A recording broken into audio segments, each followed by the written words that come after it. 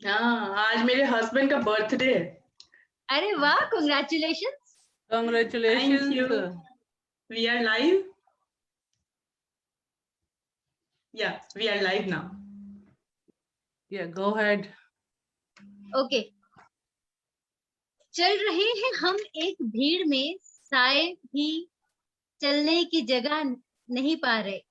लेकिन याद रखना अपने को खोना नहीं, लेकिन याद रखना अपने को खोना नहीं। कलम की आवाज से दुनिया आपको पहचान ले, बस किसी को उसे रोकने की मोहलत देना नहीं, किसी को उसे रोकने की मोहलत देना नहीं। तो ये बहुत पावरफुल पंक्तियां हैं जो लिखी है मेरी फ्रेंड अनुपम कौरा मिठास ने। सच्ची तो है, कलम की ताकत को कभी कमजोर नहीं पड़ने देना। और कलम की ताकत बहुत बढ़ जाती है जब हमारे वर्ड्स जो है वो बड़े ऑथेंटिक वर्ड्स होते हैं। जैसे मुझे अभी खुशवंत सिंह जी के कुछ वर्ड्स याद आ रहे हैं। उन्होंने कहा था, there is no condom on my pen. So welcome to the 13th episode of Dil Ki बातें। जो दिल की बात है अनुपम कौरा मिठास की, फाउंडर ऑफ आगाज़े महफिल। आज की हमारी खास मेहमान है। मैं खास इसलिए भी है क्योंकि she is a blessed person. Why she is super blessed? Because उनका बर्थ हुआ है जग जननी माँ सीता की पावन जन्मभूमि सीतामढ़ी में, जो कि बिहार में है। डॉक्टर श्वेता सिन्हा, वो आयोवा में रहती है, अमेरिका में। वहां वो अपनी फैमिली के साथ रहती है। She is an environmentalist and poetess. IIT भारतीय रन विद्यापीठ धनबाद से उन्होंने इन्वायरमेंटल साइंसेज में पीएचडी करी है। तो वो बहुत हाईली एजुकेटेड है। सोशल मीडिया और देश विदेश के प्रेस्टिजियस मंचों पर उन्हें कई सारे सम्मान प्राप्त हुए हैं। बहुत सारे पत्र और पत्रिकाओं में उनके राइटअप्स और उनकी कविताएं प्रकाशित हो चुकी हैं। वर्तमान में सृजनी की वो संस्थापिका है और इसके बारे में उनसे हम डिटेल में और भी जानेंगे। So welcome doctor Shweta. नमस्कार कैनी जी। सबसे पहले आपका बहुत बहुत धन्यवाद मुझे अपने टॉक शो में आमंत्रित करने के लिए। और उसके बाद मैं अनुपम मिठास जी का बहुत बहुत मनपूर्वक धन्यवाद करना चाहूंगी। मेरी बहुत ही प्रिय और अजीज मित्र हैं और बहुत पसंदीदा मेरी कवित्री भी हैं वो। और जिन्होंने इस वो बहुत खूबसूरत प्यारी इंसान भी हैं। जी बिल्कुल सही कहा आपने। और जिन्होंने इस खूबसूरत से पटल आगाज़े महफिल की स्थापना की है। तो आज मुझे अपने स्नेहिल निमंत्रण पे यहाँ पे बुलाया है। तो सबसे पहले मैं आगाज़े महफिल के बारे में 2 पंक्तियां कहना जरूर चाहूंगी कि होते तो होते हैं जिनमें सब शरीक, होते हैं जिनमें सब शरीक, ऐसे तो कई महफिल हैं। होते हैं जिनमें सब शरीक, ऐसे तो महफिल बहुत सारे, कितने महफिल हैं, मगर जो दिल से दिल की बातें करते हैं वो आगाज़े महफिल है।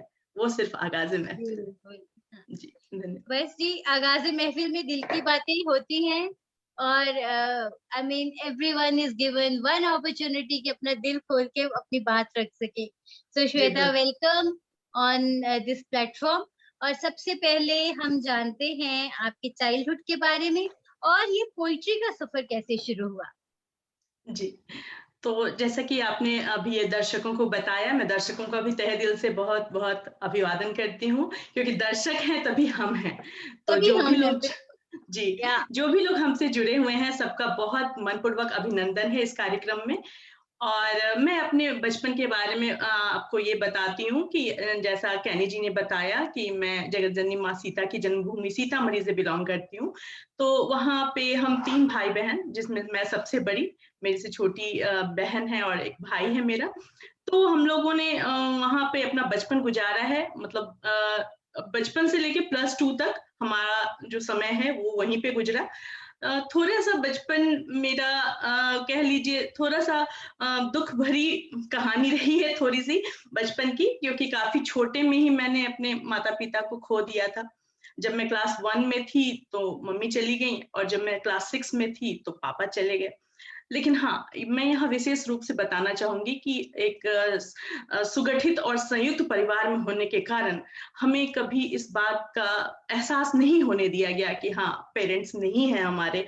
और मेरे पापा स्वर्गीय अरुण कुमार श्रीवास्तव उस समय वहाँ के सीतामढ़ी के बहुत ही मूर्धन्य पत्रकार थे, जो आज दैनिक समाचार पत्र में पत्रकार थे वो वहाँ पे। आज भी वो एक बहुत अच्छे समाज सेवी भी थे।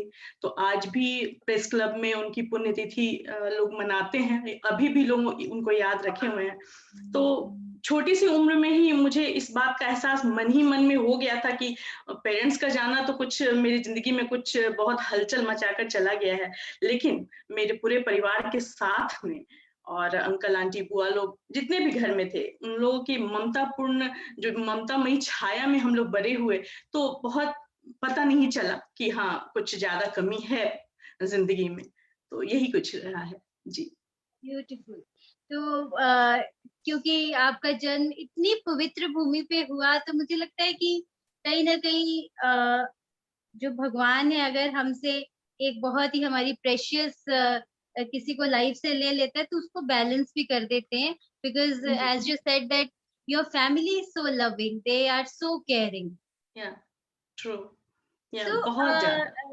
या सो डॉक्टर श्वेता, ये पोइट्री का फिर सफर कैसे शुरू हुआ? मतलब आप तो एक इन्वायरमेंटलिस्ट है, तो आप तो ऑब्वियसली इन्वायरमेंट के बारे में तो लिखती हैं, और किस किस विषयों के बारे में आप लिखती हैं?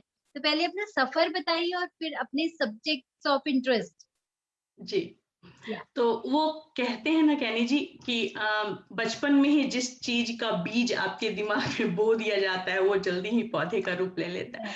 तो ऐसे कह लीजिए कि इन्वायरमेंटल साइंस का जो इंटरेस्ट था वो बचपन में ऐसे आया कि मेरे दादाजी को गार्डनिंग का बड़ा शौक था। तो वो हमेशा अच्छा। करते रहते थे किचन गार्डन में। तो हम लोग भी उनके छोटे छोटे थे, हम लोग भी उनके पीछे पीछे लगे होते थे कि हाँ, आज ये प्लांट लगाना है, कल इसमें फूल आ रहे हैं, कल इसमें फल आ रहे हैं। तो देख के घंटों बैठ के उसको निहारा करते थे, वाह कितना सुंदर है। तो सरप्राइज जैसा लगता था, इसमें फूल कैसे आ जाते हैं, इसमें फल कैसे आ जाते हैं। तो हर दिन एक एक इंच का मेजरमेंट करती थी, जाके बैठती थी नेचर के पास। तो धीरे धीरे कह लीजिए इस तरह से हुआ। और दूसरा कि मेरे पिताजी, जो कि मैंने बताया आपको कि वो एक जर्नलिस्ट थे, पत्रकार थे। तो शायद वो हेरिडिटी वाली जो बात होती है, शायद थोड़ी बहुत वो भी चीजें अंदर आई होंगी। तो इन सब चीजों के कारण थोड़ा सा इन्वायरमेंट की तरफ इंटरेस्ट था बचपन से। लेकिन बचपन से ये भी पता था कि डॉक्टर बनना है, तो डॉक्टर बनना है, मेडिकल की तैयारी करनी है। तो बाय डिफॉल्ट वो तैयारी साथ में चलती रही।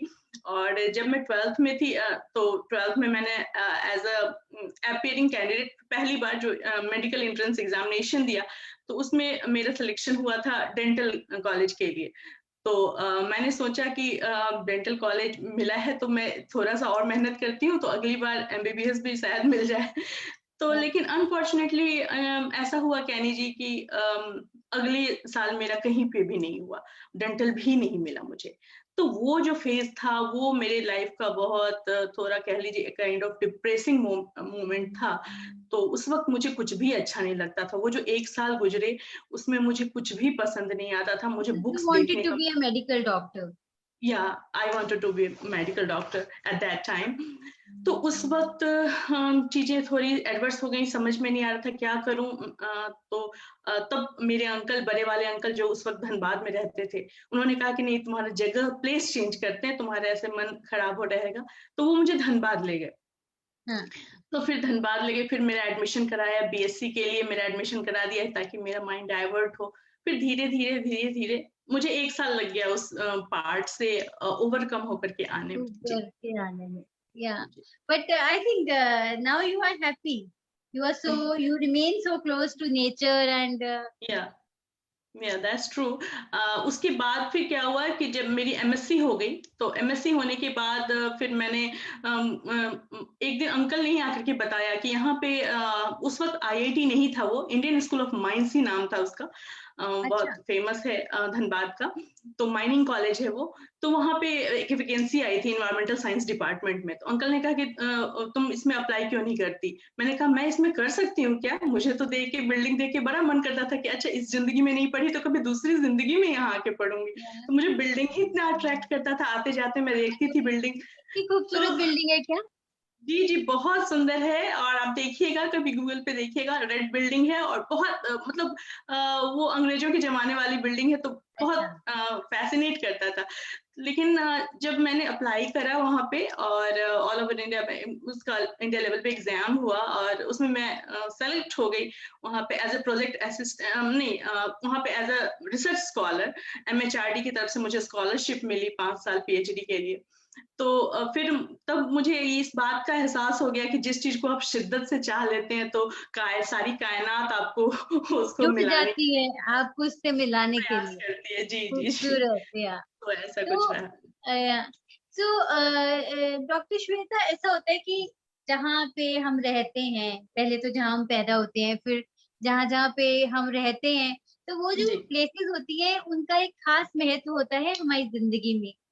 ट्रू। जैसे अभी आपने पीएचडी करी धनबाद से, तो जी। और कहाँ-कहाँ पे आपकी जर्नी रही है अब तक की? मैंने सबसे पहले तो पीएचडी धनबाद से करने के बाद 2014 नवंबर में मेरी शादी हो गई। तो ओके, उसके बाद मैं बॉस्टन अमेरिका आ गई। तो डायरेक्ट धनबाद से अमेरिका ट्रांज़िशन हुआ। पहली बार मैं बाहर निकली थी। इनफैक्ट पहली फ्लाइट थी मेरी यूएस के लिए ही डायरेक्ट, और मैं आई थी तो पहली फ्लाइट फ़रवरी वो भी यूएस के लिए? US That's super 19 exciting. Hours Yeah. Really. और वो 19 आवर्स की फ्लाइट थी, मेरी तो हालत खराब हो रखी थी उसमें।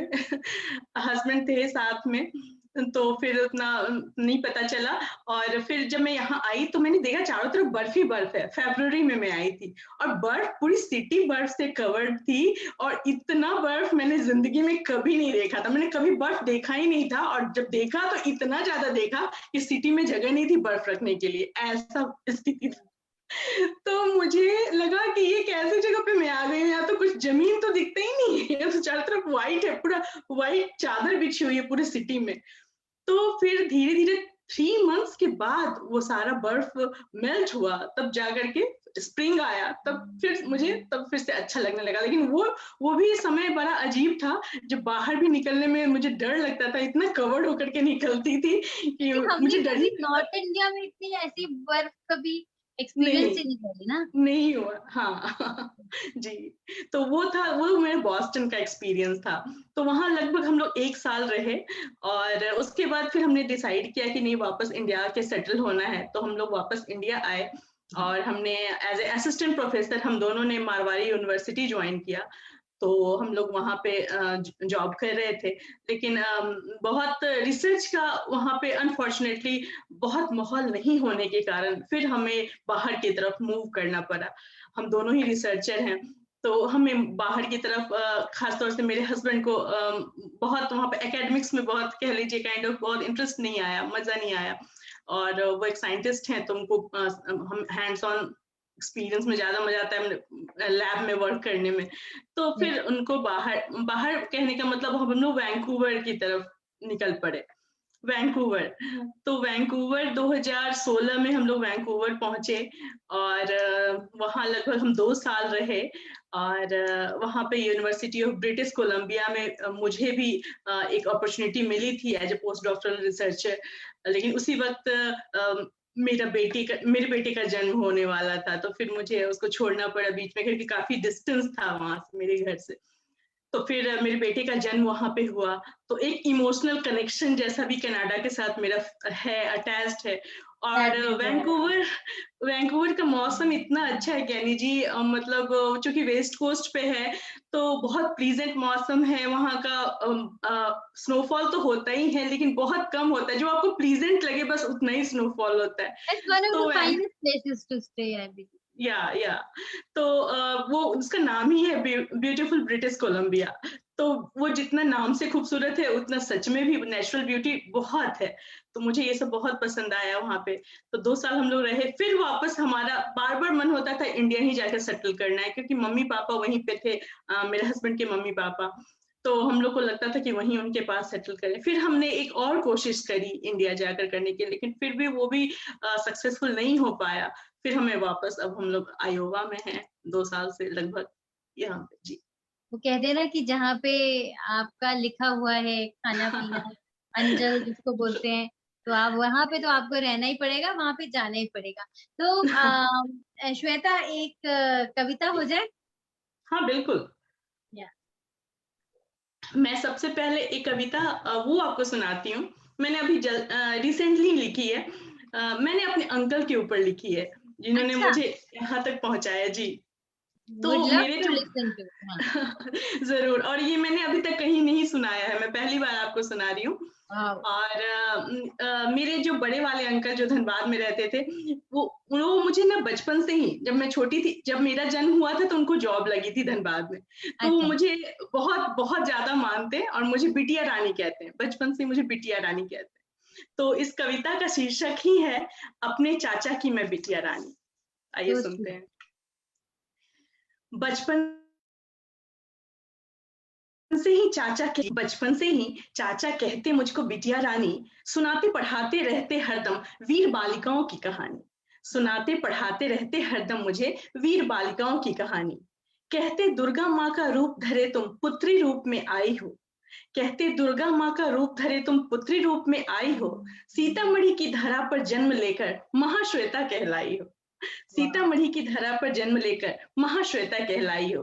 स्कूल में मुझे ना महाश्वेता कहा जाता था, इसलिए क्योंकि श्वेता बहुत कॉमन नेम है और हम लोग के टाइम में बहुत लोगों का नाम श्वेता होता था। तो मेरी क्लास में 3 श्वेता, 2 या 3 श्वेता थे। तो उनको डिस्टिंग्विश करने के लिए मेरा नाम आइडेंटिफाई करने के लिए। हाँ। हाँ, मेरा नाम महाश्वेता सारे टीचर्स ने रख दिया था। तो वही उसी पे मैंने लिखा है, सीतामढ़ी की धरा पर जन्म लेकर महाश्वेता कहलाई हो। बिटिया रानी तुम घर की आन बान और शान हो। प्यारी बिटिया तुम ही माँ लक्ष्मी दुर्गा समान हो। सबके दुख दर्द को बांटती ममता का हो रूप। पर्व त्योहारों पर महकाती अंगना बिटिया देवी स्वरूप। जैसा आप जानते हैं कि जो बिटिया होती है, जो बेटियां होती हैं, उनसे घर की रौनक होती है। पर्व त्योहारों बिल्कुल। में रौनक इन्हीं से बढ़ती है। तो वही उनके कथन में कहती हूँ, सबके दुख दर्द को बांटती ममता का हो रूप। पर्व त्योहारों पर महकाती अंगना बिटिया देवी स्वरूप। हर क्षेत्र में आगे बढ़ो, करो खानदान का नाम। अच्छी श्रेष्ठ पुस्तकों से हमेशा बढ़ाया उन्होंने मेरा ज्ञान। मेरी अच्छी बुरी सभी चाहतों को किया हमेशा पूरा। मेरी अच्छी बुरी सभी चाहतों को किया हमेशा पूरा। पूरी की हर इच्छा मेरी, चाहे खुद का शौक रहा अधूरा। जो भी मुंह से निकलता था वो पूरा हो जाता था। टच वुड, फॉर्चुनेट हूँ कि इतने अच्छे अंकल मिले मुझे। तो वही मैंने लिखा है कि अच्छी श्रेष्ठ पुस्तकों से हमेशा बढ़ाया मेरा ज्ञान। अच्छी बुरी सभी चाहतों को किया हमेशा पूरा। पूरी की हर इच्छा मेरी, चाहे खुद का शौक रहा अधूरा। कर्मठ रहना सन्मार्ग पर चलना आपने जो मुझे सिखाया है। कर्मठ रहना सन्मार्ग पर चलना आपने जो मुझे सिखाया है। त्याग तपस्या आदर का गुण मैंने आपसे ही पाया है। त्याग तपस्या आदर का गुण मैंने आपसे ही पाया है। मायके से सुसंस्कृत कर ब्याही आपने बिटिया रानी। मायके से सुसंस्कृत कर ब्याही आपने बिटिया रानी। हल्दी बिछुए कंगन मेहंदी से सजी बिटिया रानी हुई वीरानी। हल्दी बिछुए कंगन मेहंदी से सजी बिटिया रानी हुई वीरानी। परदेश चली गई। ओ बाबुल प्यारे मुझे परदेश बेगाना लगता है। ओ बाबुल प्यारे मुझे परदेश बेगाना लगता है। बचपन का सौंधा सौंधा अंगना बड़ा सुहाना लगता है। बचपन का सौंधा सौंधा अंगना बड़ा सुहाना लगता है। फिर संदेशा भिजवाते आप, उठो बिटिया रानी सशक्त बनो। उठो बिटिया रानी सशक्त बनो, तुम समर्थ हो सब कर सकती हो। संघर्ष पथ पर खुद ही चलो। युग परिवर्तन मांग रहा है, फिर से नव निर्माण करो। युग परिवर्तन मांग रहा है, फिर से नव निर्माण करो। फेंक अबला का चोला, फेंक डूबती नैया की पतवार बनो। भारत की गौरव गाथाओं का प्रदेश परदेश में भी प्रचार करो। भारत की गौरव गाथाओं का परदेश में भी प्रसार करो। बिटिया अब तुम सिर्फ मेरी बिटिया रानी नहीं, भारत की बिटिया रानी बनकर जग में अपना नाम करो। वाओ, भारत की ग्रेट, बिटिया बनकर जग में ग्रेट। अपना नाम। वो धन्यवाद। कहते हैं ना कि आप किसी भी कोने में चले जाओ, बट जहाँ पे आपका बचपन बीता होता है वो आपके जी लिए हमेशा खास जगह रहती है। और जब भी जी बिल्कुल। कोई दिक्कत आए, कोई अनआंसर्ड क्वेश्चंस हो, तो हम्म, जिन्होंने आपको इतने प्यार से पाल पोस के बड़ा करा होता है, हमेशा उनको याद कर लो, तो you get somehow the answers to your questions. Yeah that's very true, आपने बहुत सही कहा ये बात। जी सो श्वेता, अब मेरे एक माइंड में आ रहा है कि जैसे यू कीप सो बिजी या and you have a small son, you are blessed with small son to look after, you have a family, और आप इतने या सारे प्रोग्राम्स भी करते रहते हो, पोइट्री भी करते हो। सो किस तरह से ये तालमेल कैसे होता है, क्योंकि हमारे पास लिमिटेड टाइम होता है दिन में। सो यू जी have to manage home, you have to manage your work. तो ये कहाँ पे मतलब this will be an inspiration for all of us if you share something कि किस तरह से बैलेंस मेंटेन होता है। जी इसके लिए मैं सबसे पहले अपने आप को फॉर्चुनेट मानती हूँ कि मैं एक वुमेन, मैं एक महिला हूँ, और महिला को, नारी को ईश्वर ने मल्टीटास्किंग बना करके भेजा है। तो हम बिल्कुल, सभी जितनी भी महिलाएं हैं, हम सभी के अंदर ये भगवान ने ये गुण दे करके हमें भेजा है, तो इसका बहुत बड़ा फायदा हमें मिलता है। मल्टीटास्किंग का वैक्सीन ना हमें लगा के ही भेजा है। लगा कर भेजा है। ये बहुत अच्छा, बहुत सही कहा आपने। तो दूसरी अन्य 21वीं सदी की महिलाओं की तरह मैं भी प्री प्लानिंग, कुछ काम को अपने प्री प्लान वे में करके, और अपनी प्रायोरिटीज सेट करके, और मतलब टाइम मैनेजमेंट पे ज्यादा फोकस रखती हूँ, ताकि सभी चीजें जो भी लाइफ में जरूरी है उस पे मैं फोकस कर पाऊँ, सही समय पे सही वक्त पे उस पे फोकस कर पाऊँ।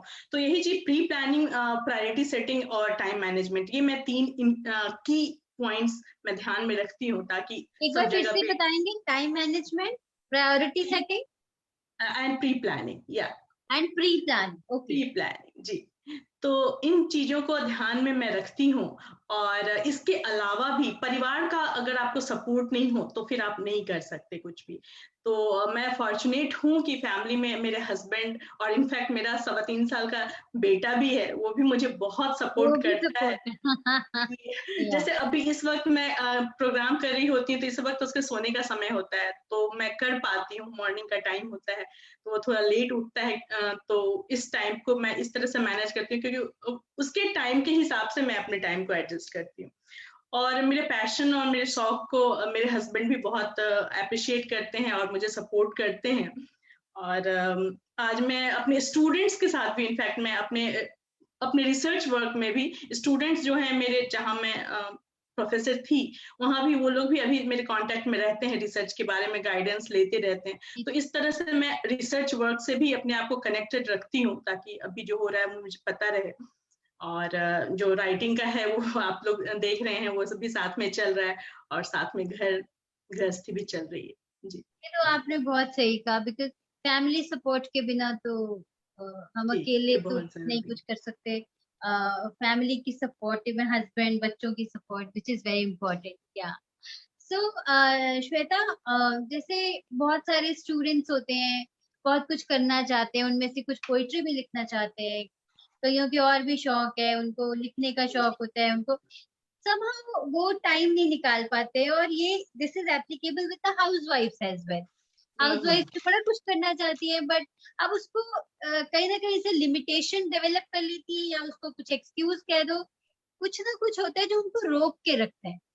तो हम्म। since you are doing so much at the same time, तो give one message for them कि वो किस तरह से अपने टाइम को डिस्ट्रीब्यूट करके और खुद प्रोडक्टिव हो सकते हैं, मतलब अपने शौक भी पूरे कर सकते हैं और जो ऑलरेडी कर रहे हैं वो भी कर सकते हैं।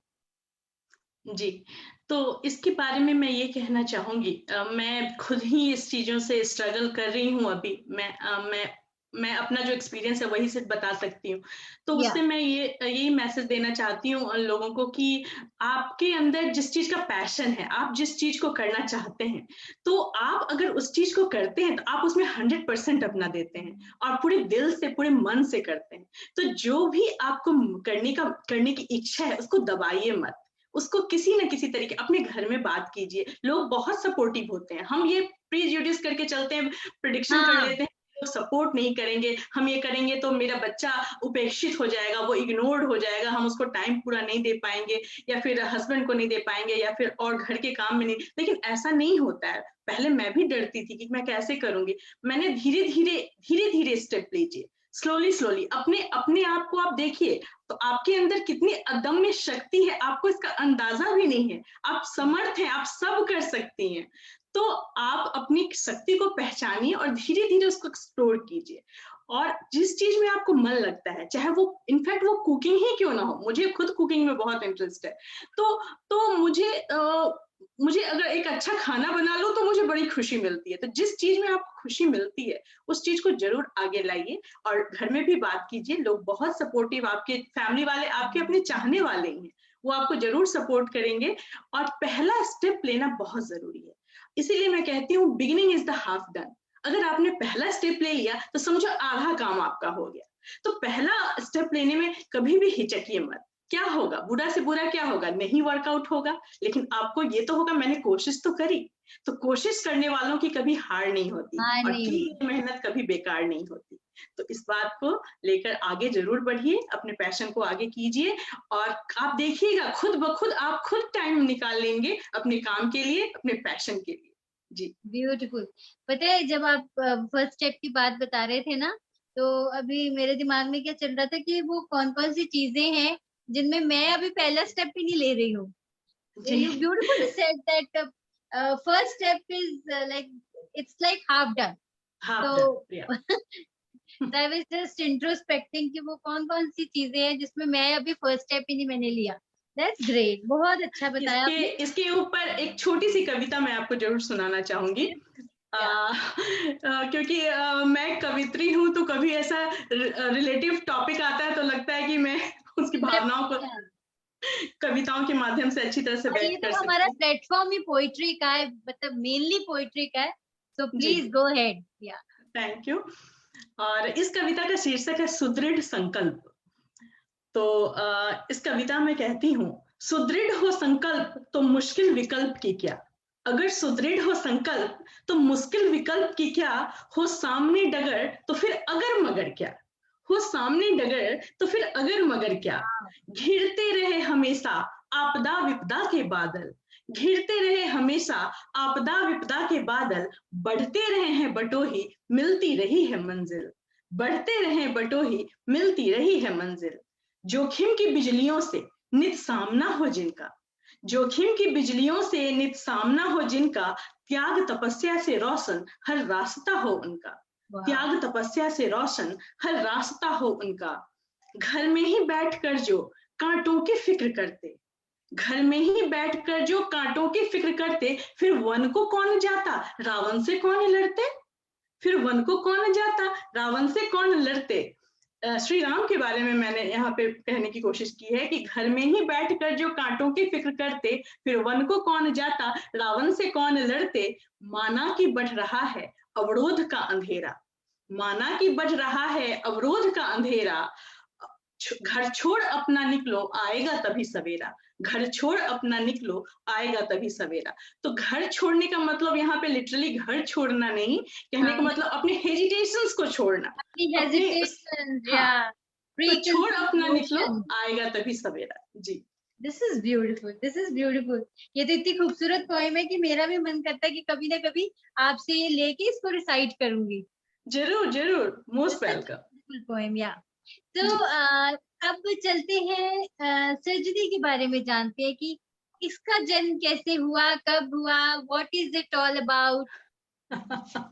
सृजनी सृजनी के बारे में सबसे पहले मैं सृजनी का जो मेरा हमने जब स्टार्ट किया था जनवरी में, तो सबसे पहले हम लोगों ने सृजनी के बारे में अपने अपने डेफिनेशंस लिखे थे कि सृजनी मेरे लिए क्या है। तो उसमें मैंने अपने बारे में जो लिखा था वो मैं सबसे पहले 4 लाइन आपको बताती हूँ। मैंने इसमें लिखा था, बेटी हूँ बहू हूँ कभी माँ कभी पत्नी हूँ। बेटी हूँ बहू हूँ कभी माँ कभी पत्नी हूँ। पर्यावरण बचाने की गुहार लगाती महाश्वेता की वरद लेखनी हूँ। हाँ मैं सृजनी हूँ। हाँ मैं सृजनी हूँ। तो ये मेरा डेफिनेशन था सृजनी के लिए। और हम 4 महिलाओं की सशक्त सोच जब एक बनी और इसके साथ सृजनी का आगाज हुआ, शुरुआत हुई। और उसके लिए कहती हूँ, सशक्त सोच और नई पहल के संग हुआ सृजनी निर्माण। सशक्त सोच और नई पहल के संग हुआ सृजनी निर्माण, संपूर्ण विश्व के विज्ञान संस्कृति का दिखलाता है यह ग्लोबल आयाम। संपूर्ण विश्व के विज्ञान संस्कृति का दिखलाता है यह ग्लोबल आयाम। देश प्रेम, साहित्य प्रेम, नृत्य संगीत की भी है यहाँ धूमधाम। अपनी धरोहरों को सहेजना, अपनी धरोहरों को सहेजना और जन जन तक पहुंचाना, यही है इसका पैगाम। सभी के अंदर एक सृजनी है और सृजनी है और सृजनकार है। और सिप्रा, अर्चना, प्राची, श्वेता ने बनाया यह सृजनी परिवार है। ओके। तो आप सभी को नमन करती है सृजनी, द क्रिएटिव वुमेन। बहुत बहुत धन्यवाद। So beautiful. So, I mean, such a beautiful creation, Shweta. Thank you. तो एक ऐसा क्वेश्चन अब मैं पूछने वाली हूँ doctor Shweta, which is very close to my heart. ये मैं हर बार, हर हफ्ते जो हमारे गेस्ट आते हैं मैं उनसे पूछती हूँ कि आज तो मैं डॉक्टर श्वेता को देख रही हूँ, she is doctorate in environmental sciences and she is a totally accomplished person staying in the USA. अब आज की श्वेता अगर पास में जाके 16 साल की श्वेता को क्या मैसेज देना चाहिए? ये तो बड़ा ही इंटरेस्टिंग क्वेश्चन है कैनी जी। और अगर ऐसा मैं सोचूं कि 16 साल की श्वेता, तो अभी मैं बैक ड्रॉप में जा रही हूँ, तो उस वक्त की श्वेता के अंदर जोश तो बहुत था, जोश बहुत था, लगता था कि कुछ भी फतेह कर लूंगी, सब कुछ कर लूंगी। लेकिन एक सहमी सी, थोड़ी सी हिचकिचाहट वाली, कैसे होगा, सब कैसे होगा, फ्यूचर क्या होगा, हाँ, थोड़ा सा मन में भविष्य को लेके बहुत आशंकाओं और डर से भरी हुई श्वेता थी। तो उसको आज की डेट में मैं यही कहूंगी, जो मैंने अभी कुछ देर पहले कहा, कि पहला स्टेप पूरे मन से लो और पहला स्टेप ही तुम्हें आगे मंजिल की तरफ ले जाने का रास्ता दिखाएगा। तो पहला स्टेप लेने में कभी भी हिचकिचाना मत, उसको पूरे मन से और पूरी हिम्मत के साथ लेना। जी, ये आपने बहुत खूबसूरत मैसेज दिया है। यू नो, अभी जो हमारे दर्शक हैं, जो अभी टीन्स में हैं, जो कभी हमें सुन रहे होंगे या आगे जाके हमारी रिकॉर्डिंग को सुनेंगे, तो at least I mean they will get some lesson from this, कि अगर डाउट्स हैं, करना तो बहुत कुछ है पर फिर भी थोड़े डाउट्स आ रहे, सहम आ रहा है, तो आपके मैसेज को उनको बहुत फायदा होगा। मुझे बहुत अच्छा लगेगा अगर एक जन को भी इस मैसेज से कुछ लर्निंग्स मिले, तो मुझे बहुत अच्छा लगेगा। जी, एक्चुअली। तो श्वेता, पोइट्री के अलावा और क्या क्या इंटरेस्ट है? पोइट्री के अलावा आप पूछिए मुझे क्या इंटरेस्ट नहीं है, तो मैं बताऊं। मुझे बहुत कुछ, मुझे सब अच्छा लगता है, मुझे सब करना, मतलब आप ये नहीं कहिए कि jack all master of none, वैसा नहीं है। लेकिन हाँ, मुझे ट्राई करना पसंद है, कोशिश करना पसंद है मैं हर चीज में। और मुझे इसके अलावा जो सबसे ज्यादा मुझे अच्छा लगता है, मुझे फोटोग्राफी बहुत पसंद है। फोटोग्राफी मुझे करना अच्छा लगता है, खास तौर से चाइल्ड फोटोग्राफी। मैं जब से मेरे बेटे का जन्म हुआ तब से मुझे और ज्यादा इंटरेस्ट हुआ। तो मैं उसके हर मेमोरेबल मोमेंट को मैंने कैद करके रखा है, सारी मेमोरीज बना करके उसका एल्बम बना के रखा है। उसका फर्स्ट स्टेप हो, चाहे उसका पहला खाना हो, या उसका पहला जो भी उसका पहला है, या फिर ऐसे भी कोई भी फंक्शंस होते हैं, जैसे कोई भी त्योहार होता है। इनफैक्ट मैं तो सारे त्योहार मनाती हूँ, चाहे वो होली दिवाली तो है ही, साथ में ईद बकरीद भी है, और साथ में ईस्टर है हमारे, जैसे कि अभी कल ईस्टर है, आज ही है शायद ईस्टर। तो ईस्टर सबको सेलिब्रेट करती हूँ, तो मैं उसके फोटोग्राफ्स को अलग तरीके से लेना चाहती हूँ। ये नहीं कि नॉर्मल फोटोज जो लेते, नहीं, मैं एंगल्स बदल के या फिर लेंसेज बदल के, तो थोड़ा डिफरेंट तरीके से लेने की कोशिश करती हूँ। तो मुझे फोटोग्राफी करना बहुत पसंद है। और दूसरा, मुझे बेकिंग और कुकिंग करने का बहुत शौक है। तो जी, तो मैं आपने फोटोग्राफी की कोई ट्रेनिंग भी ली है? नहीं, मैंने कोई ट्रेनिंग नहीं ली, यूट्यूब से थोड़ा बहुत सीखा है और ऐसे कोई professional yeah, training. you can get good जी, lessons from there. सारी कुछ चीज़ें Yeah. वहाँ अवेलेबल है, तो मैंने कुछ सीखा है वहाँ से और कुछ लोगों को फ़ॉलो करती हूँ और बेकिंग कुकिंग के लिए भी मैं कुछ लोगों को फ़ॉलो करती हूँ और मुझे खाना बनाकर बहुत मज़ा आता है। मुझे बहुत कह दीजिए काइंड ऑफ सैटिस्फैक्शन जो बोलते हैं ना वो मिलता है। तो हर समय नए-नए तरह के डिशेज़ ट्राई करते रहना, चाहे वो कहीं का भी कुज़ीन हो, कॉन्टिनेंटल डिशेज़ कोई भी You जो keep trying.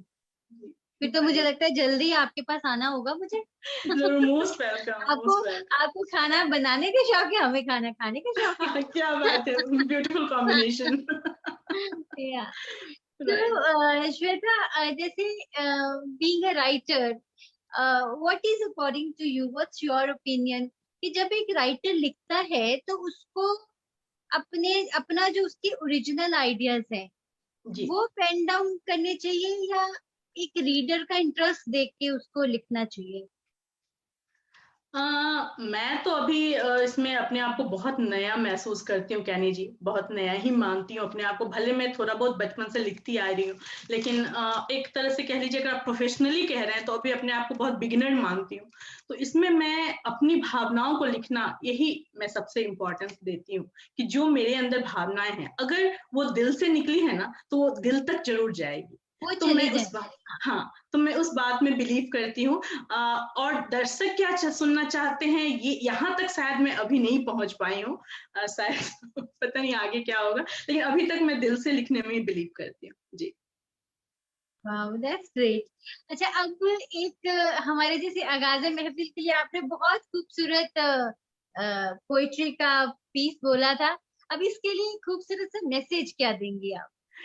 आगाज़ महफ़िल पटल इतना अच्छा है। सबसे सर्वप्रथम मेरी फ्रेंड प्राची रंधावा जी कनाडा से जब वो आई थी, तो मैंने ये आपका शो देखा था और तब से मैं आपकी फ़ैन बन गई हूँ कैनी जी। फ्रैंकली अरे स्पीकिंग मुझे आपके क्वेश्चन्स पूछने का तरीका, बात करने का तरीका मुझे बहुत अच्छा लगता है। मैं देखती हूँ प्रोग्राम्स आपके और अनुपम मिठास कौरा जी को भी मैं बहुत-बहुत एप्रिशिएट करती हूँ। तो ये पटल उन्होंने जिस सोच के साथ बनाया है कि यहाँ पे महिलाएं आएं और एक एग्जाम्पल या एक मैसेज दें लोगों को, तो चूंकि एज एन इन्वायरमेंटलिस्ट मेरा मैसेज होता है, मैं जिस भी पटल पे जाती हूँ मैं इन्वायरमेंट का ही मैसेज देना चाहती हूँ क्योंकि हम बिल्कुल, लोग हाँ। I was coming to that question actually. तो मैं मेरा मैसेज हमेशा काइंड ऑफ कह लीजिए इन्वायरमेंट को लेकर ज़्यादा प्रायोरिटाइज़ होता है क्योंकि इन्वायरमेंट से जो जो मदर नेचर है वो भी हमारी माँ से भी बढ़कर है, तो उनका केयर करना हमारे लिए बहुत ज़रूरी है, खासतौर से आजकल के इस प्रदूषण वाली समस्या वाले समय में। तो हमें अगर हम सचेत नहीं होंगे तो फिर आगे आने वाला जो भविष्य है हमारा, जो हमारे बच्चे हैं, उन्हें बहुत सफ़र करना पड़ेगा। तो इसके लिए मैं एक मैसेज अपनी एक कविता से ही देना चाहूँगी। तो मेरी इस कविता का शीर्षक है पर्यावरण हरित करें, अर्थव्यवस्था हरित करें। तो आइए सुनते हैं। आओ मिलकर वैश्विक अर्थव्यवस्था को हम हरित करें। आओ मिलकर वैश्विक अर्थव्यवस्था को हम हरित करें। इस बेरंग होते पर्यावरण में फिर से हरा रंग भरें। इस बेरंग होते पर्यावरण में फिर से हरा रंग भरें। ग्लोबल वार्मिंग जो हो रहा भूमंडल नाशक है। ग्लोबल वार्मिंग जो हो रहा भूमंडल नाशक है, पेड़ों के कटने से जो बनी स्थिति नाजुक है। पेड़ों के कटने से जो बनी स्थिति नाजुक है। आओ मिलकर कोई उपाय हम त्वरित करें। आओ मिलकर कोई उपाय हम त्वरित करें। इस बेरंग होते पर्यावरण में फिर से हरा रंग भरें। इस ब्यूटीफुल। बेरंग होते पर्यावरण में फिर से हरा रंग भरें। Thank you. जहरीला धुआं, जहरीला धुआं शोरगुल वातावरण प्रदूषित करते हैं। जहरीला धुआं शोरगुल वातावरण प्रदूषित करते हैं। ठोस अवशिष्ट पॉलीथीन धरती को दूषित करते हैं। ठोस अवशिष्ट पॉलीथीन धरती को दूषित करते हैं। आओ बंजर होती धरा को हम पुष्पित पल्लवित करें। आओ बंजर होती धरा को हम पुष्पित पल्लवित करें। इस बेरंग होते पर्यावरण में फिर से हरा रंग भरें। इस बेरंग होते पर्यावरण में फिर से हरा रंग भरें। कल कारखानाओं के अवशिष्ट, कल कारखानाओं के अवशिष्ट नदियां प्रदूषित करते हैं। नदी, तालाब, झरने, कुओं के स्वाद भी अब बिगड़ते हैं। नदी, तालाब, झरने, कुओं के स्वाद भी अब बिगड़ते हैं। आओ सूखती दूषित नदियों में हम स्वच्छ शीतल जल भरें। इस बेरंग होते पर्यावरण को फिर से हम हरित करें। इस बेरंग होते पर्यावरण में फिर से हरा रंग भरें। पवन चक्की, तो कैसे हम हरा रंग भर सकते हैं? तो हमारे पास सॉल्यूशन क्या है उसके बारे में कहती हूँ। पवन चक्की, सौर ऊर्जा, जैव ईंधन की बुनियाद रखें। पवन चक्की, सौर ऊर्जा, जैव ईंधन की बुनियाद रखें। जल विद्युत शक्ति, भूताप शक्ति से नव युग निर्मित करें। जल विद्युत शक्ति, भूताप शक्ति से भविष्य का निर्माण करें। आओ इन नवीकरणीय शक्तियों से, रिन्यूएबल सोर्सेस ऑफ एनर्जी के बारे में कहती हूँ। आओ इन नवीकरणीय शक्तियों से एक नया युग निर्मित करें। इस बेरंग होते पर्यावरण में फिर से हरा रंग भरें। इस बेरंग होते पर्यावरण में फिर से हरा रंग। Wow. I mean, one of the finest piece of poetry which I have listened till date. One of the finest. So, doctor Shweta, जैसे हम अभी इन्वायरमेंट की बात कर रहे हैं, तो आपको क्या लगता है कि जिस तरह से कोरोना काल चल रहा है, तो ये लॉकडाउन का इन्वायरमेंट पे what is the impact of this? मैं आपको इस बात में ये कहना चाहूंगी कि लॉकडाउन के कारण और कोरोना वायरस के कारण नो डाउट हमें बहुत सारी दुख तकलीफ मिली हैं और हमारे बहुत अपने हिस्से अभी भी स्टिल स्ट्रगल कर रहे हैं। तो लेकिन दूसरी तरफ पर्यावरण के प्रति इसमें बहुत सकारात्मक प्रभाव देखने को मिला। तो उसके ऊपर भी मेरी एक कविता है जो मैंने वर्ल्ड इन्वायरमेंट डे 2020 में लिखी थी 5 जून को। तो मैं वो आपको जरूर सुनाना चाहूंगी। तो उसका शीर्षक है मैं और मेरा पर्यावरण, एक लॉकडाउन अनुभव। कोरोना लॉकडाउन ने सुधार दी पर्यावरण की सेहत। तो इसको मैं सुनाती हूँ। इस कोरोना लॉकडाउन के दौरान हुए घर गुलजार और बने सूने शहर। इस कोरोना लॉकडाउन के दौरान हुए घर गुलजार और बने सूने शहर। एक छोटे से विषाणु ने ढाया पूरे विश्व में एक ऐसा कहर। एक छोटे से विषाणु ने ढाया पूरे विश्व में एक ऐसा कहर। मामूली सर्दी खांसी से हुए लोग गंभीर बीमार। मामूली सर्दी खांसी से हुए लोग गंभीर बीमार और अभी तक भी उपलब्ध नहीं है समुचित उपचार। अभी तक भी उपलब्ध नहीं है समुचित उपचार। हम मानव की कुछ भूलों से निकल गया मानवता का दम। धरती पर आए इस दनुज ने फहराया अपना काला परचम। कहां से आया, कैसे आया, वक्त लगा यह जानने में। इस अदृश्य असुर को हमने पाया है अनजाने में। कारण इसके विकास, आवागमन, कामकाज की सारी गतिविधियां अवरुद्ध हैं। मानो अस्त्र शस्त्र के बिना निरंतर चल रहा विश्व युद्ध है। मानो अस्त्र शस्त्र के बिना निरंतर चल रहा विश्व युद्ध है। सर्वविदित है कोरोना वायरस ने दिए हैं हमें अनेकों घाव। लेकिन सुखद पहलू इसका यह भी है कि इसका पड़ा है पर्यावरण पे बड़ा ही सकारात्मक प्रभाव। प्रकृति अब खिलखिला रही है, जैसे मानो पुनर्जन्म ले रही हो, क्योंकि सारी इंडस्ट्रीज बंद हो चुकी हैं। सारे जो हम जितने सारे वाहन चलते थे रोडों पे वो सब बहुत कम हो चुके हैं। तो प्रकृति अब खिलखिला रही है, मानो पुनर्जन्म ले रही हो। पशु पक्षी गुनगुना रहे, नदियां भी साफ हो रही। थम सा गया है शोर, थम सा गया है शोर, विलुप्त होते पंछी आंगन आ गए। थम सा गया है शोर, विलुप्त होते पंछी आंगन आ गए। हंस डॉल्फिन भी अपने पुराने घर आकर इतरा गए। हंस डॉल्फिन भी घर मिल गया, वापस पुराने घर आकर इतरा गए। हुई नीले आसमानों में रुई से सफेद बादलों की आहट। अभी आप दिल्ली में रहते हैं, आप देखिए पहले ब्लैक स्काई पूरा दिखता था, लेकिन इस लॉकडाउन के दौरान नीला आकाश दिखने लगा था। इतनी सारी न्यूज आने लगी थी इसके बारे में। बहुत साल बाद, मतलब मुझे नहीं लगता कि हमने अपने लाइफ टाइम में कभी इतना नीला आकाश देखा होगा। जी, तो उसी पे कहती हूँ, हुई नीले आसमान में रुई से सफेद बादलों की आहट। ओजोन लेयर की हालत सुधरी, वजह हानिकारक रसायन उत्सर्जन में भारी गिरावट। तो ओजोन लेयर की भी हालत सुधरी। सड़क किनारे पौधे साफ, भूमि कर रही खुद अपना इलाज। प्लास्टिक प्रदूषण भी बना इतिहास। चांद तारों से आज रात में झिलमिल है आकाश। चांद तारों से रात में झिलमिल है आकाश। आज जैसे विश्व में इस महामारी से लड़ने की बन रही है रीति, वैसे ही पर्यावरण प्रदूषण से भी बचने की बनानी होगी एक नई नीति। इस महासंक्रमण ने सही वक्त पर दी है हमें यह प्रेरणा, इस महासंक्रमण ने सही वक्त पर दी है हमें यह प्रेरणा, पर्यावरण संरक्षण की बनानी होगी एक दीर्घकालिक योजना। स्वच्छ ऊर्जा और गैर परंपरागत साधनों का जब होगा समुचित प्रयोग, माँ प्रकृति हमेशा स्वस्थ रहेंगी, भागेंगे सब अवांछित रोग। माँ प्रकृति हमेशा स्वस्थ रहेंगी, भागेंगे सब अवांछित रोग। ब्यूटीफुल। धन्यवाद। और एक चीज और है ना, इस कोरोना काल जी। में बिकॉज सब कुछ ऑनलाइन शुरू हो गया, दैट इज जी, हाउ जी। I met you, I met beautiful person like Prachi and so many others. जी, तो अनु बिल्कुल। ये started with this. बहुत बड़ी देन है। इस आभासी पटल पे हमने इतने अच्छे-अच्छे दोस्त बनाए हैं। टच वुड मैं बहुत फॉर्च्यूनेट बहुत कि मुझे बहुत बहुत अच्छे अच्छे-अच्छे अच्छे, दोस्त मिले हैं। yeah, ji, ji. it और was yeah, it ये was सब सोचना चाहिए। mesmerizing to interact with Prachi also, like you know, या like she is so very nice. या yeah. मेरी बहुत तो अच्छी श्वेता, फ्रेंड है वो। हाँ हाँ वाह, जी। बहुत प्यारी है, she is, I mean both of you are really like dear to me.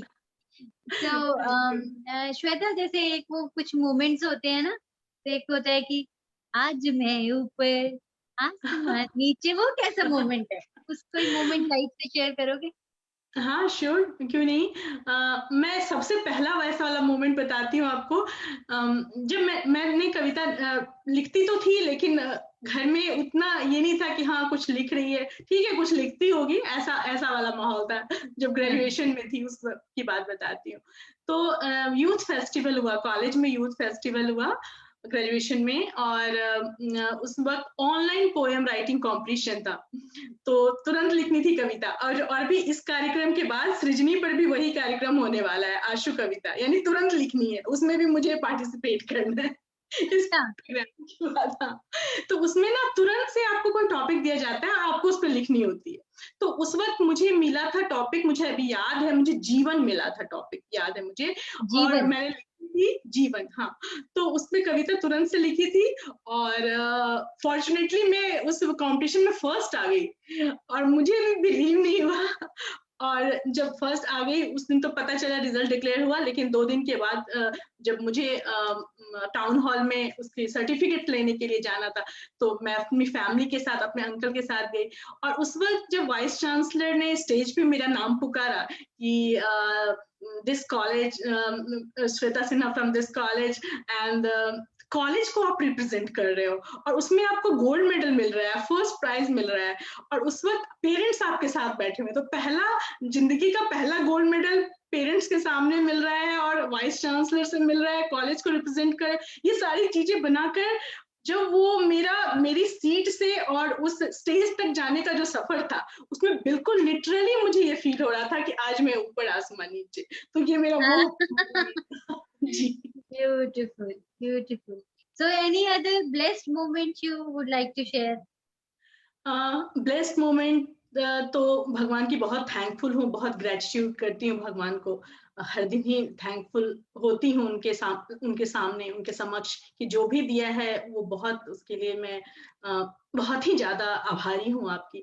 तो उसमें बहुत बेस्ट मोमेंट आप कह लीजिए तो एक माँ बनना सबसे सौभाग्य की बात होती है। That is तो out of the world, yeah. जी, तो इसका एक लेवल ही एक अलग होता है। तो वैसे ही मेरे साथ भी हुआ। मेरे बेटे का जब जन्म हुआ कनाडा में ही, वैंकूवर में, तो हालाँकि मैं थ्रू आउट द प्रेगनेंसी मैं वहाँ अकेले ही थी। मम्मी-पापा, मेरे सास-ससुर वो आए थे लास्ट 3 मंथ्स के टाइम, वो लोग आ गए थे। तो बहुत अच्छा लगा उस वक़्त, और वो क्लाउड 9 वाला मोमेंट था, मतलब ब्लेस्ड मोमेंट लगा, और सब कुछ इतना ऑर्गेनाइज़्ड था हॉस्पिटल में कि वो मैं फ़ील कर पा रही थी कि मैं खुश हूँ। मैं वो बच्चे को स्किन टू स्किन जो कनेक्शन होता है, वो सब इतना ऑर्गेनाइज़्ड वे में सब चल रहा था, जैसे कि आप जैसा चाहते हो वैसा ही हो रहा है, कुछ ऊपर-नीचे नहीं है। तो वो महसूस करने का मौका मिला That is कि I a am very totally blessed today. natural happiness that comes. Yeah, yeah, very true. Yeah. So, जी। और श्वेता, कोई कोई दिल की बात, क्योंकि दिल की बात दिल में नहीं रहनी चाहिए. Anything you want to share? दिल की बात मैं क्या कहूँ, अभी तो चूंकि लेखनी में ही आ गई हूँ तो लेखनी का ही बात कहती हूँ, लेकिन अभी इस दौरान भी बहुत तरह के लोगों से आपको दो चार होना पड़ता है। जैसे कि कभी आप नहीं चाहते फिर भी कुछ निगेटिविटी आपके लाइफ में इम्पोज करने की भी आ जाए। कोशिश होती है, तो उस चीज से कैसे निकले, तो उस पे मैंने कुछ लिखा है, तो वो मैं आपसे कविता के रूप में शेयर करती हूँ। या वो कहते हैं ना Shweta that I take the responsibility of what I say, but how या can I take the responsibility of what you understand? तो वो हम अपनी जिम्मेवारी तो लिख सकते हैं, बट अब जी, हमारे आसपास के इन्वायरमेंट में कैसा हो रहा है वो उसको हमारे आपने का संभव बस में नहीं होता, तो वी लिटरली या प्लीज। हाँ जी, तो इस पे मैंने एक लिखा था कि हमें आपकी जरूरत नहीं। इस कविता का शीर्षक है, थोड़ा सा अपने आप को कॉन्फिडेंस बिल्डअप करने के लिए है।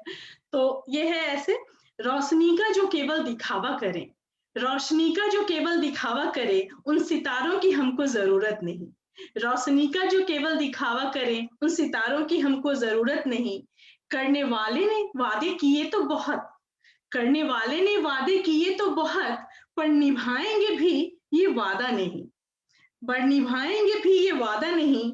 जिनके कंधों में खुद ताकत ही नहीं, जिनके कंधों में खुद ताकत ही नहीं, उन सहारों की हमको जरूरत नहीं।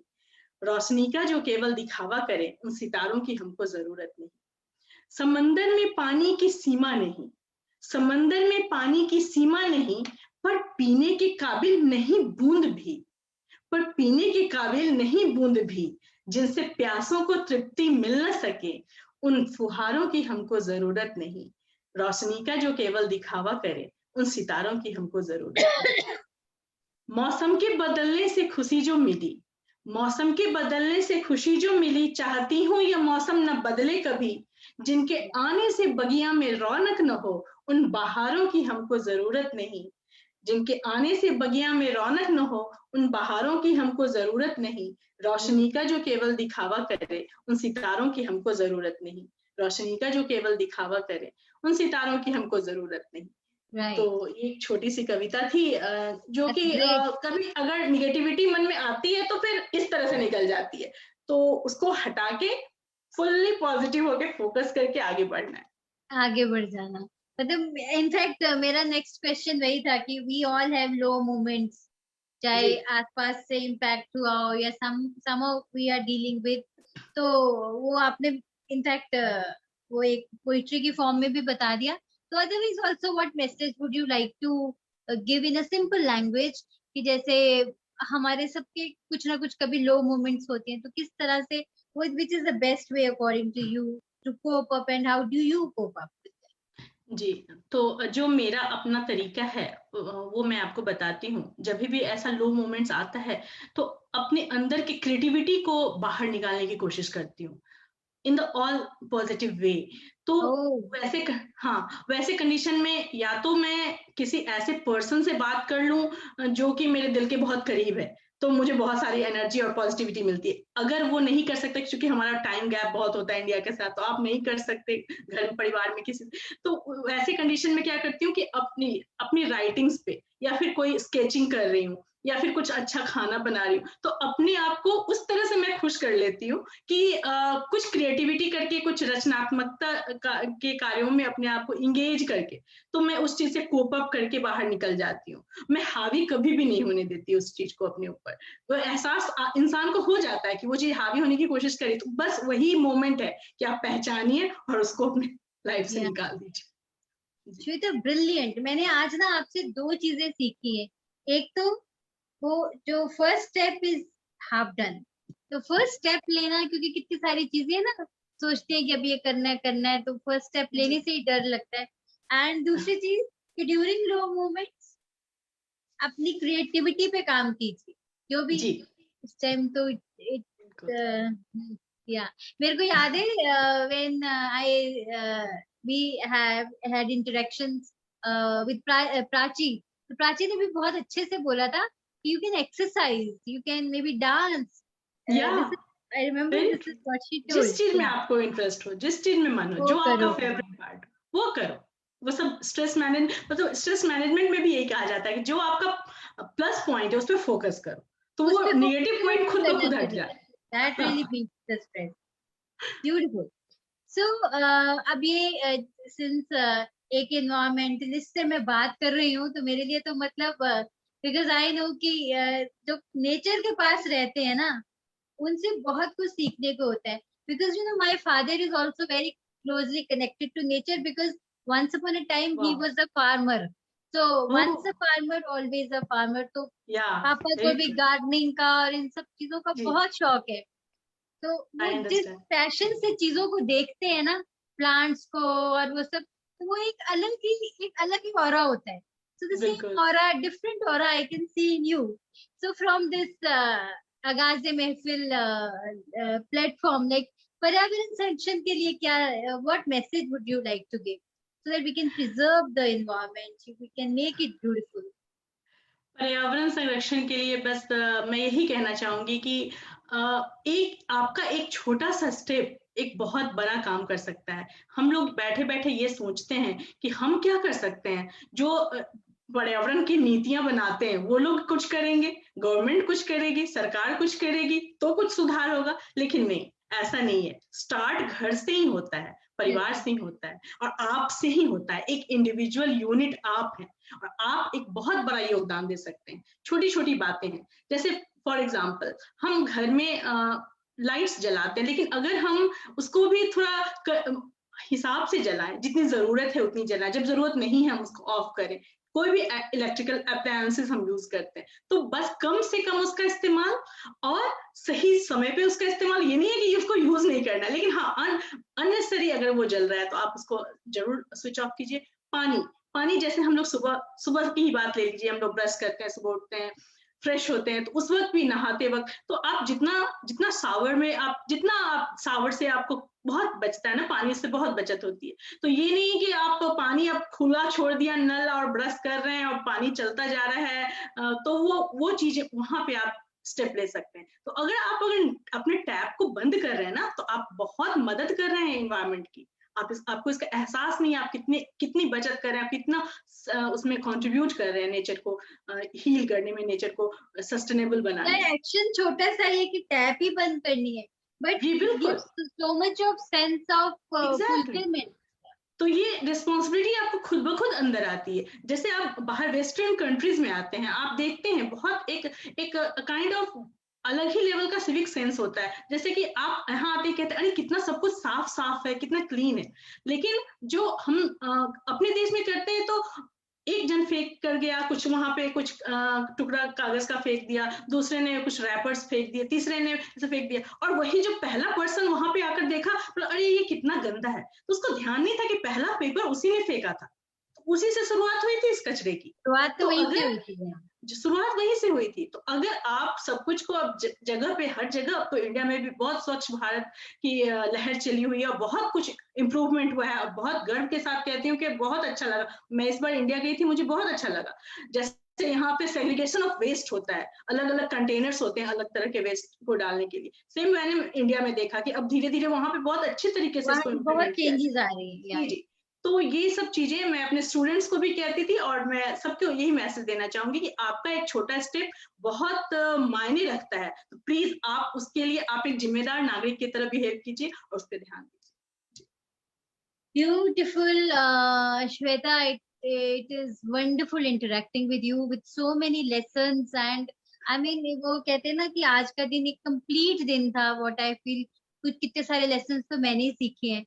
So my request to all of you कि हमारी इस रिकॉर्डिंग को खूब सारा शेयर कीजिए, ताकि इतनी वैल्यूबल चीजें लाइफ को लेके, मैनेजमेंट को लेके एंड इन्वायरमेंट को लेके अच्छी चीजें स्प्रेड करने से ही आपको भी पुण्य मिलेगा. तो इसलिए इस प्रोग्राम को खूब सारा शेयर कीजिए. तो अगले सप्ताह इसी दिन इसी समय फिर से मुलाकात होगी, और अगले सप्ताह आपके लिए एक सरप्राइज है. If you want to be an RJ, if you want to be a poet, if you want to be an actor, तो एक खास मेहमान हमारे पास साथ आ रहे हैं जिनके साथ हम इंटरेक्ट करेंगे. Yeah so wait till next week only on Aagaz महफिल.